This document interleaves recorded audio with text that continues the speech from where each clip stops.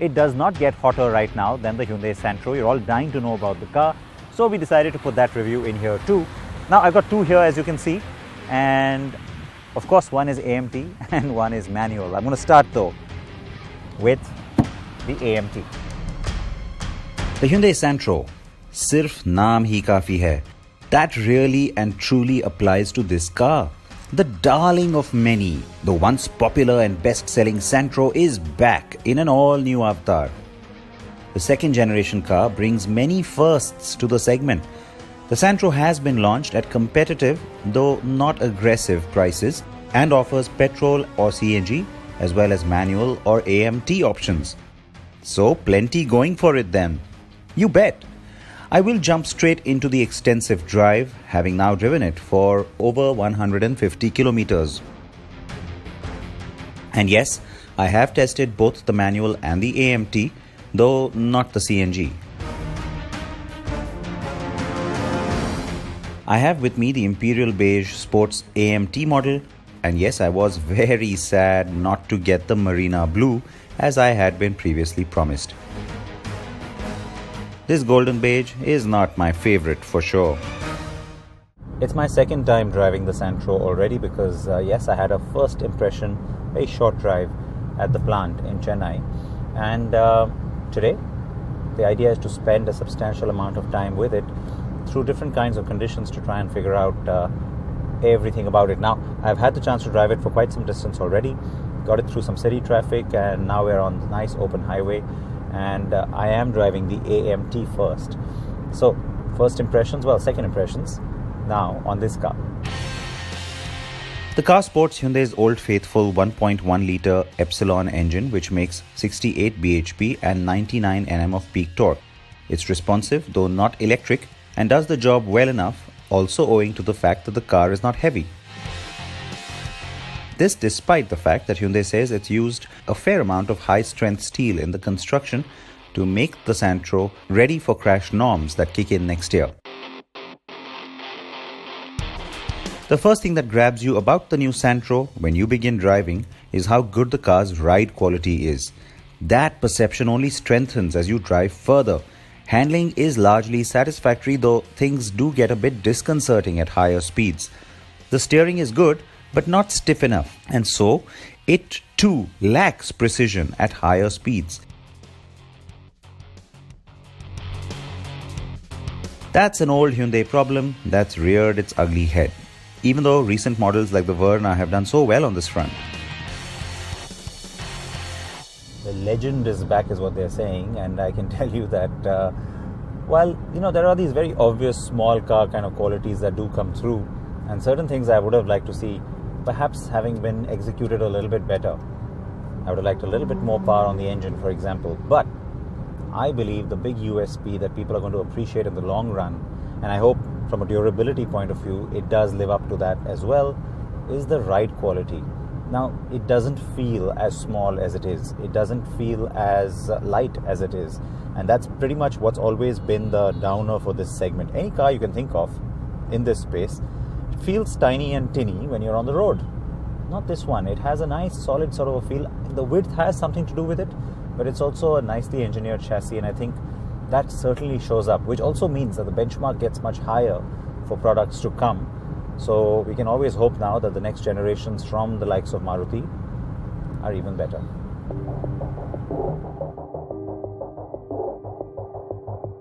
Or so we can hope anyway. But before I get into anything else, let's first talk about the AMT.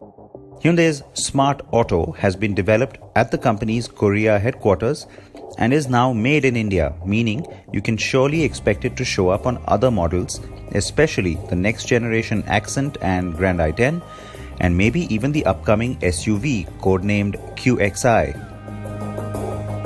Why did Hyundai decide to develop it in-house? It's made a big song and dance about that fact, unlike everybody else who went shopping to a vendor. Well, quite simply, it's a cost-related thing, but you can argue that of course you can try and squeeze a vendor for a better cost because a lot of the development cost is already taken care of and you're not really having to pay for any of that. So yes, it's not really a cost issue. It's more about trying to get a better system, and B, then hold ownership over it, which can possibly then give you a great advantage over your rivals. Now, that's a bit of a risk because you may not really end up with a better system. The good news for Hyundai, straight away I can tell you, it has. I mean, this AMT, let me put it to you in this context. Let me not get into the mechanicals of it. Of course, it has electric controllers and all of that, but I'm not going there. When Maruti first came out with AMT, I remember saying that, it's really rudimentary, but it serves a purpose. Then Tata had its AMT, and I said, this is better, it's a little bit smoother than the Maruti one. And then you had Renault, and it seemed like the Quid's AMT was, again, just taking things to a different level, even on the Duster. And finally, you had Mahindra's AMT, which really, despite using similar vendors, all of them, of course, Mahindra uses a different one, you finally felt, all right, this is as smooth as it's going to get. I have to say, the Hyundai AMT, it's very near an automatic. It's not quite an automatic, but yeah, you don't feel those little jerks and blips. Getting from fourth to fifth, sometimes, you have to really push the car a little bit hard, and then you do feel a little bit of a jerk. But otherwise, especially from first to second to third, nice and smooth. Very, very, very comfortable, and you're going to love it in city traffic. The AMT's creep function also does work well. While I am pleased that ABS is standard across variants, the car's Achilles heel is soft and squishy braking at higher speeds. In city driving you'll be happy, but yes, the car goes all over the place when you try and slam the brakes at triple-digit speeds. Even the steering has to be grappled with to try and hold the line. There is also some oversteer that shows up in high-speed cornering.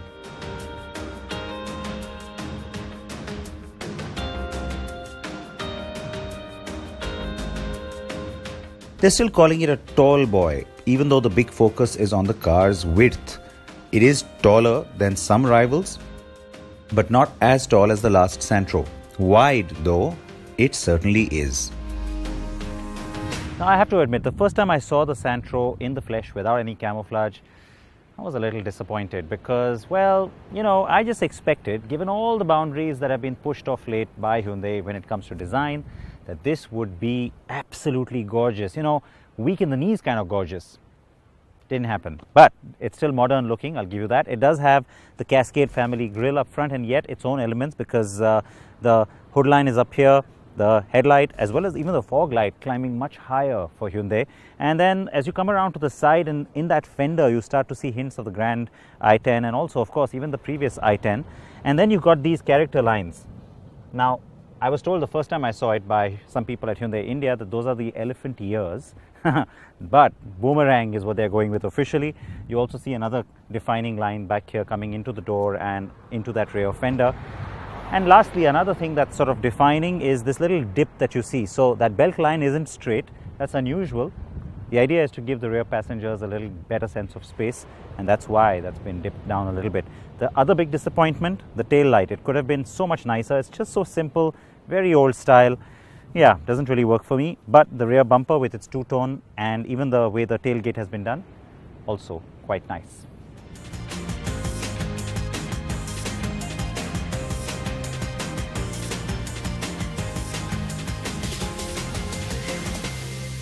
Now, Hyundai has done a good job with the interior because you get a sense of a better quality and better layout than most budget entry cars. And the two-tone dash works because, again, like I said, you get a perceived sense of quality from it. You've got propeller designs, if you will, on the AC vents on the ends. But in the middle here, the central console, well, they say it's a tribute to the elephant. And so that's the little Indian touch. So those are the ears, and then kind of come down to the trunk here. Try and imagine that. And then you've also got a little space for your deity, the favorite deity that you might want to stick up there. That's again an Indian touch. The steering wheel has these little inserts that you see also in the vent surrounds as well as the gear stick surround. That's been finished in a sort of a champagne gold. It goes with this exterior beige color, but all the colors have this except of course the green where the top end has an option. I'll show you that in a bit. The instrument cluster is smart, it's contemporary. You've got a little screen there with some readouts as well that tell you distance to empty, what gear you're in, and also, of course, your overall speedo and odo settings. Now, down here, this, of course, is the AMT, but this part remains common in all the cars which have the power windows. Power window buttons right in the middle here. Now, you know something? If Hyundai had said that it was doing this for a purely cost reason, I would have respected that. But they say they've done it for convenience so that everybody in the family can reach out and operate the windows. To me, that's a little crazy. It's a little unsafe too. Down here, you have a little space for the phone. Now, it's great that the car has Apple CarPlay and everything else, but look at this. When the cable is in, you can't really set the phone down. Yeah, it keeps doing that. And so, which is why you have to keep it sticking out like that. So that's a little strange. And the screen itself, very functional. It's really well done. It's huge. And the good news, it's not just on the Asta. As you can see right now, I have the sports trim. I've got the touchscreen on this one too.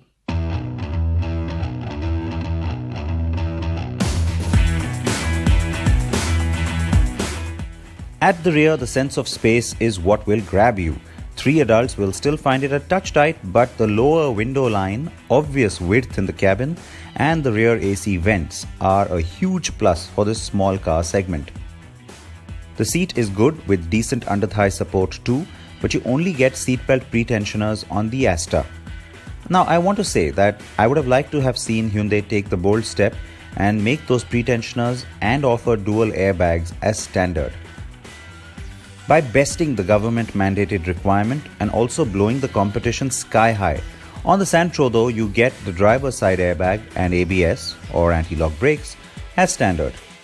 Even the auto door locking function as you drive away is restricted to the Asta only, but you get central locking on some of the other variants. Boot space is a good 235 litres.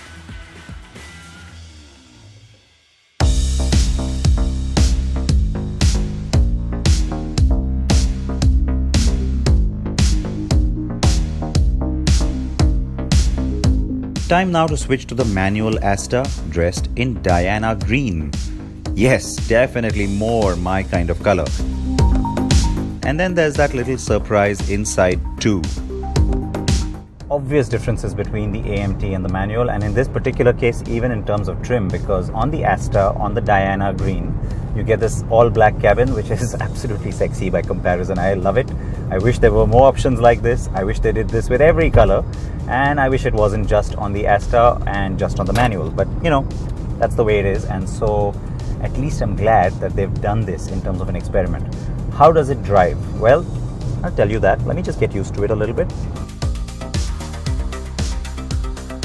The manual gives you a much better sense of control instantly. The gearbox is well mated to this engine, and so the ratios are well worked out too. It's a 5-speed, of course, the same unit that's coupled with the AMT in the Smart Auto.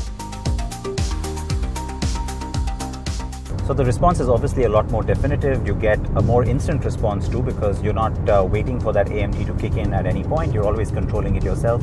And so yes, it becomes a lot sportier when you're driving this car. It's the more fun car to drive, but you know, that's nothing new. It's the case with every AMT versus every manual counterpart. So you will enjoy driving this one a lot more. Is it as convenient as the other one? Of course not. And that's the whole idea behind the AMT in the first place. The Santro could have used the 1.2 or even the 0.8 Kappa, but Hyundai wanted to keep costs in check, offer good mileage, and also very clearly wanted to offer a 4-cylinder unit in the sea of 3 pots in this segment. The numbers read well, but the engine tends to get quite wheezy at higher revs. And as I stated at the start, this car's performance is not electric, but you'll find it zippy and fun enough for its purpose. It gets to triple-digit speeds easily enough, but it won't go past 130 km per hour. That is more than enough, frankly. Given that Hyundai has tuned it for efficiency, I had expected a slightly higher or better mileage figure than 20.3 km per litre. But that's a good number still. And unlike my first impression of the AMT being wafty compared to the manual, today's drive of the actual production spec car has me quite satisfied that they're not that different. That's just as well, since Hyundai says its pre-bookings that opened ahead of the launch already sees a 33% demand for the AMT variants. I suspect as more people drive the car themselves, that percentage will likely rise. So the Santro is back, the legend with it. The car does live up to that name, even though there were some obvious things I feel that could have made it even better. It's likely to become a runaway success for several reasons. So I will end by saying this. Your move, Maruti.